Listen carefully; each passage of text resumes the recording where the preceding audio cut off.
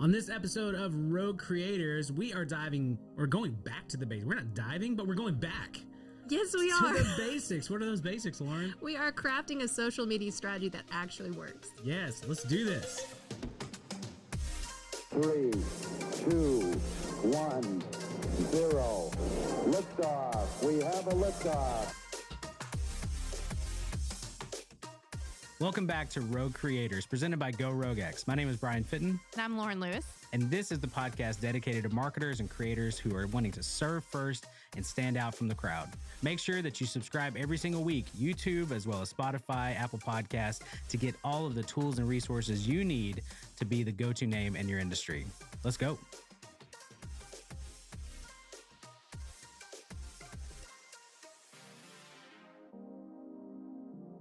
Hey, what's up, everybody? Welcome back to another episode of Rogue Creators. How's it going, Lauren? It's going great, Brian. Good. Hey, this is an awesome day to be recording. I'm so excited. We're going to bring you guys some really cool stuff today because we are talking about crafting a social media strategy that works. Yes, and this is right in Lauren's wheelhouse. This is what she does every single day. So I'm really excited. I'm going to interview you. How's that sound? It sounds great.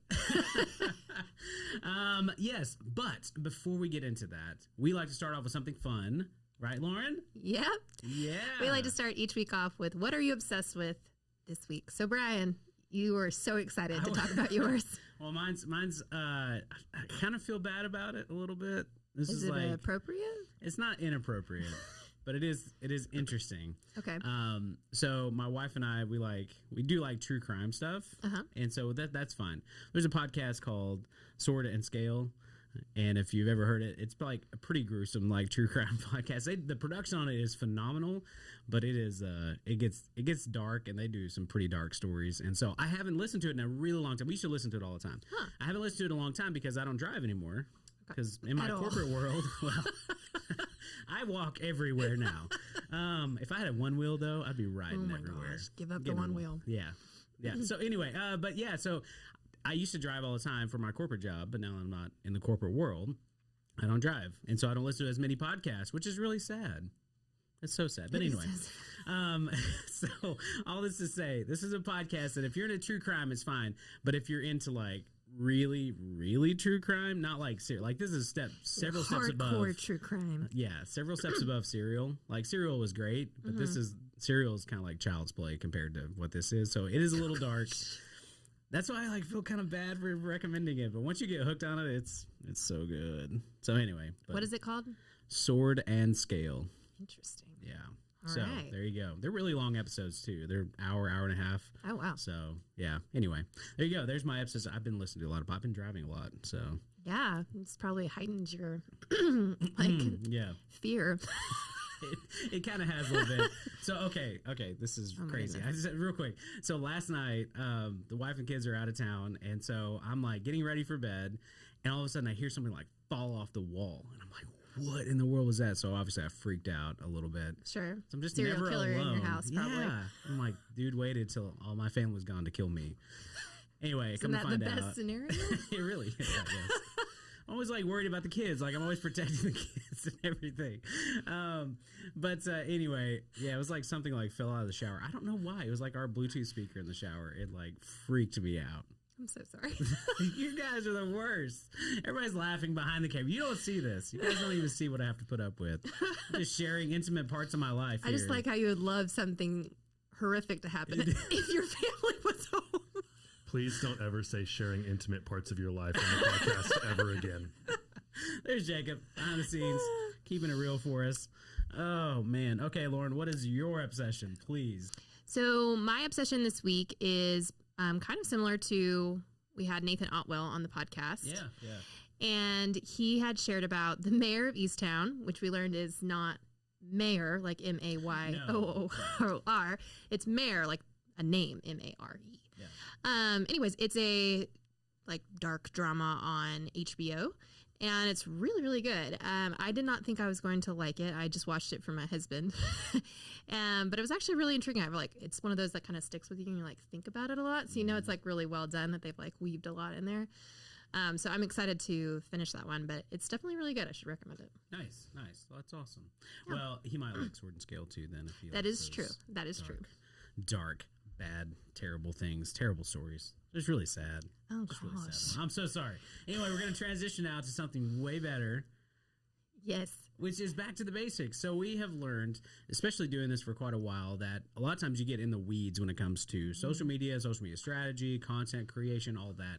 A lot of times you just need to, though, come back to like, what are our foundation? What are our pillars for our business? How are we serving? How are we giving value?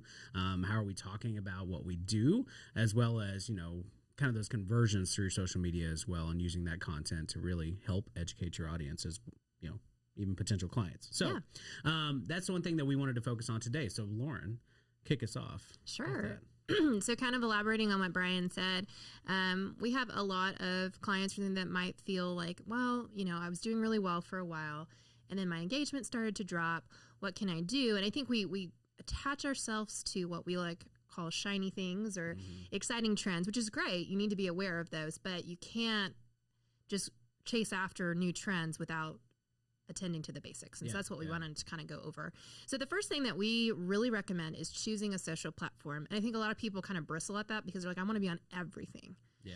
And it's honestly a great way to shoot yourself in the foot because trying to do it all, you typically will burn out within a week or two. I mean, it's too difficult, as well as it's very rare for your audience to be on all those platforms. Yeah. And so what we really recommend is choosing 2 platforms. So why would we do that, Brian? So with the 2, you can obviously put a lot more energy into those, as well as, every single platform, to do it well, you have to segment the content. You have to create content specifically for that platform. So what a lot of businesses do is they just blast it everywhere. Same content, same day, same time, same everything. And then just set it and forget it, which if you're going through the trouble to actually create the content, make sure that you know when your audience is online during those times. Make sure you look at your insights.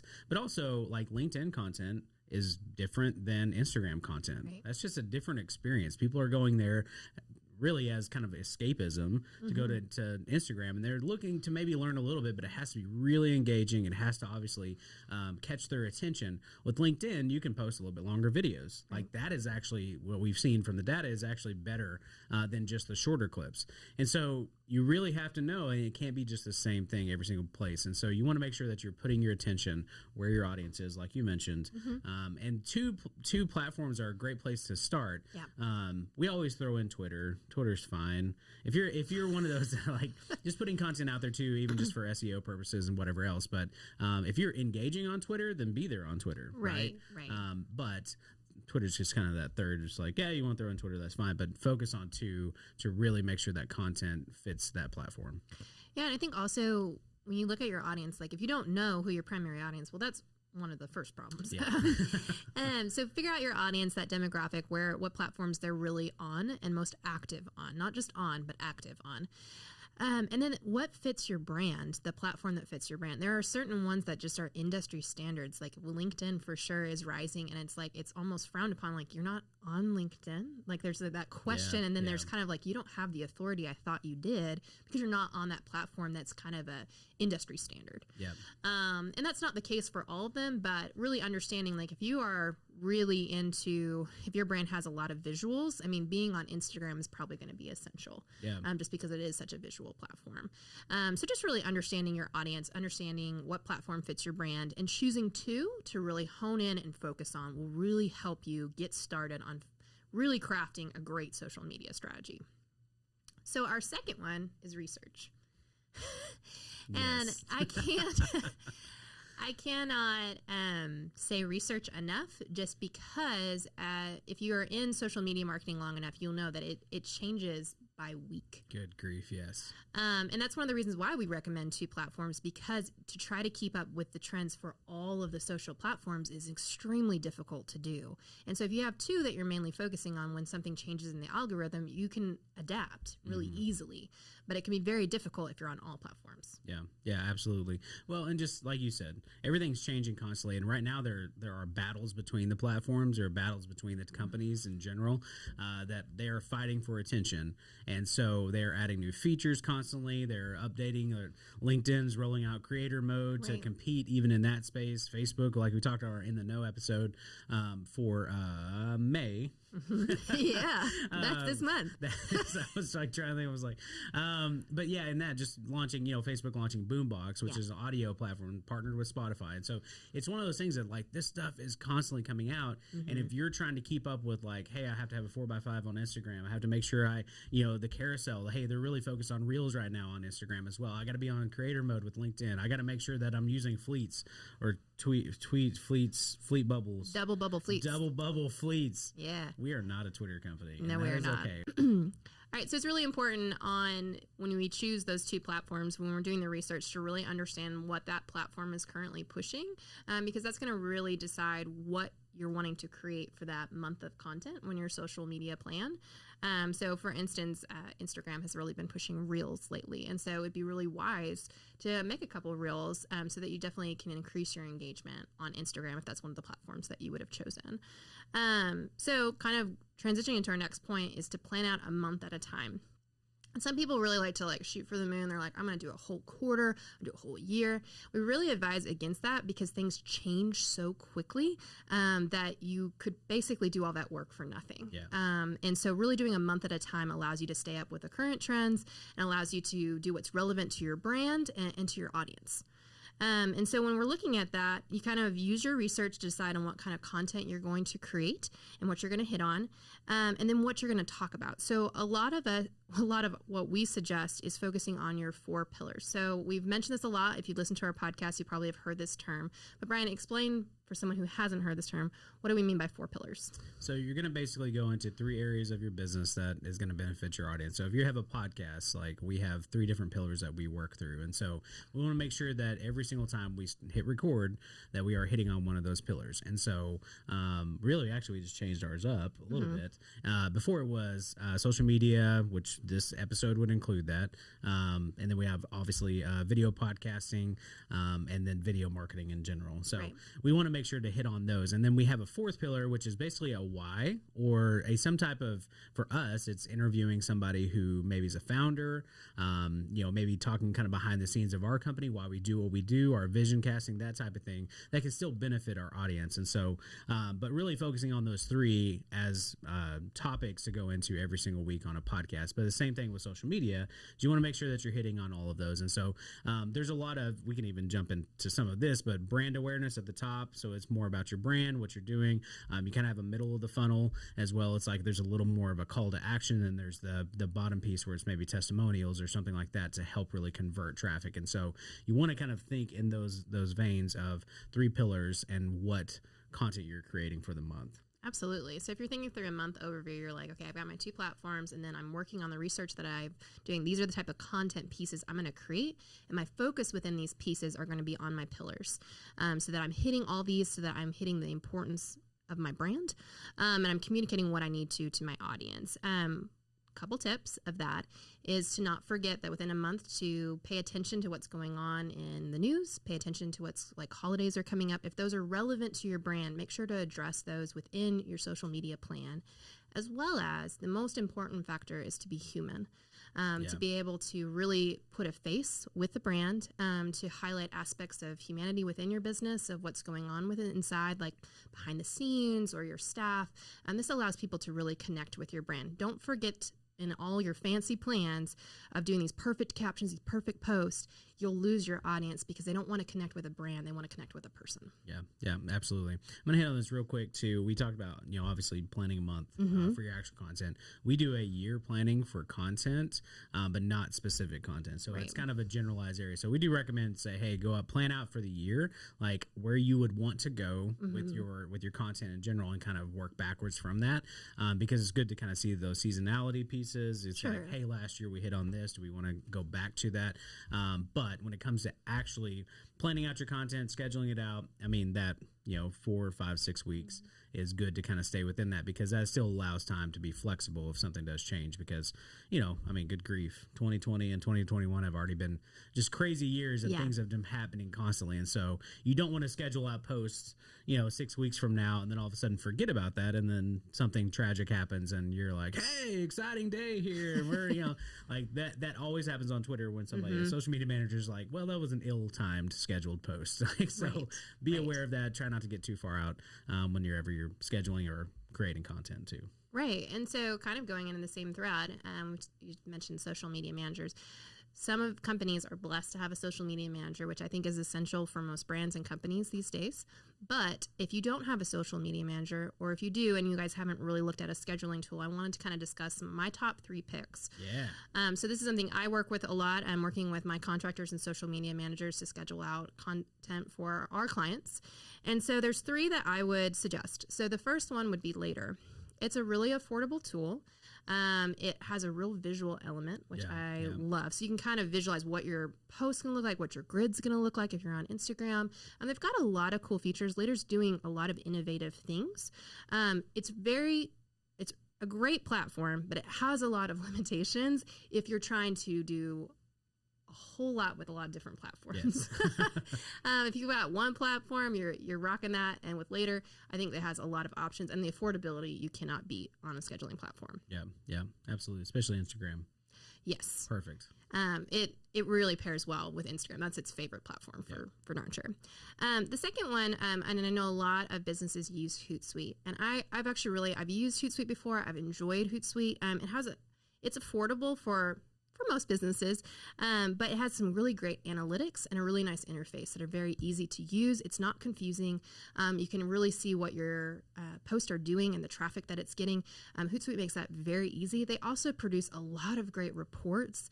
So if you're looking for what social media trends are, especially at the beginning of the year, they produce a great report that is fantastic to look through, and it's really well done research.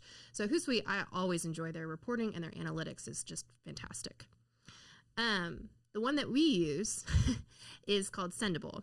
And there's a particular reason we use Sendable. We did a lot of research on a lot of platforms, trying to find the one that would work for us. We function on a social media management side, more on a digital agency. Yeah. And so we needed a platform that we could schedule out to, say, 40 different platforms and receive reports and analytics. And so this is more on the higher price side. It's definitely geared to someone who has a lot of platforms that they're posting. What's fantastic about Sendable is that I can post, say I'm scheduling to 4 platforms, I can upload the piece, and I can actually edit to each platform in the same interface. And I can change, for instance, on Instagram, I don't want to put a link in there. I want to put a link in the bio. But I can adjust those, and I can adjust the hashtags. I can adjust the length of a tweet because I can't put the same long post in one of those things. It saves me so much time. And we've really enjoyed Sendable in that. There's always going to be downsides. There's always going to be bugs. But it has been a really great tool. It's very much a powerhouse. And I would only suggest it to anyone who is needing to schedule to a lot of platforms. The others would be perfect for just one business that has a couple platforms. Yeah, absolutely. So this is out of my wheelhouse, yes, obviously. But I would say this too. We had a great episode with Maruna from Planable. Yes. Planable is a great platform. We just not personally used it. Yeah. But there are some great reviews out there for that. So we'll link that in the show notes so you guys can check out that episode, because she gave some great tips about content in general and content planning, and then also their platform. So you guys can check that out too. Right. If you're not scheduling your content, you need to. Yeah. It really helps you be thoughtful about it, as well as to post at optimal times. Look into the insights on your platforms and see when is my audience actually active, and schedule your post in those times. And another, if you want to go one more up, when your post comes out, engage with your audience with that post. Ask questions, follow up on their comments. This will show that there's a human behind, and you're not just like cranking out posts. So wait a second. Why would we do that? What? Why in the world would we follow up with people in the comments? I don't understand. To be human? I've got this one. So they'll know, like, and trust us. Oh my gosh. Boom. Jacob coming in. No. So I was thinking a little more strategic than that, but that's okay. So We're falling apart here. No, it really was because, I mean, honestly, the algorithm loves that. So this goes back to our 10-minute rule from C.R. Braniff talking about YouTube. And I'm bringing up You old really wanted me to read your That mind. was deep. That was way back there. But no, it obviously brings a human touch Yes, to absolutely. it. But it is one of those things with the algorithm. If they see, people are engaging with this, Right. and you are responding to comments, people are responding, you're having conversations within that content, that is one of those big things that your post will get shown. So again, don't just set it and forget it and then not respond to the people who are commenting on your post. Right. Like, get in that, because that's the whole reason you're doing this, is Absolutely. to interact and connect with people. So sorry for that. That's okay. I just didn't know where you're going. Okay, so the last thing, you've done all this, your posts are coming out, and it's easy just to walk away and say, I'm a success. Yes, but, you are. but to keep that ball rolling, you really need to practice social monitoring and social listening. And a lot of people will do one or the other. Yeah. It's actually important to do both. So the difference between social listening and social monitoring is responding to comments, responding to messages, just kind of being active on your platform. Social listening is understanding where you're getting mentioned on different platforms. There's a lot of great tools for that. Sprout Social is one of those. But also understanding what trends are going in your industry and seeing patterns across the platforms. And that takes a little bit more research. It takes a lot of more tools to really understand that. But if you do both of those items, social monitoring and social listening, you will be up on the trends and you will continue to get the engagement that you're looking for. Yeah, absolutely. Which, again, staying out ahead of your competition is one of our big things too with our company in general. What we look at, especially with video podcasting, is setting the standard for your industry, which is what you should be doing. I mean, that is something, again, things are constantly changing. And so with us, it's making sure that you know what is happening. And so social listening is going to be a huge part of that. The social monitoring, like we talked about, comes into play whenever you're actually going through the comments, engaging, responding to messages quickly. And so the platforms see this. They see whether or not you're engaged. And so if you're just posting and you're just scheduling and you're not doing anything with it, you are not going to get the most bang for your buck out of your content. So make sure that you're paying attention to that kind of stuff. Yeah. Yeah. It was a good episode. Yeah. Good job, Lauren. Thanks. Sorry for throwing a few curveballs. It's okay. Make sure that you guys go to roguecreators.club if you want to see all of the show notes, everything that we've talked about here today, as well as previous episodes will be there. And make sure you guys join our Facebook group to continue this conversation. All right. But great job, Lauren. Until next time, Thanks. we'll see you then.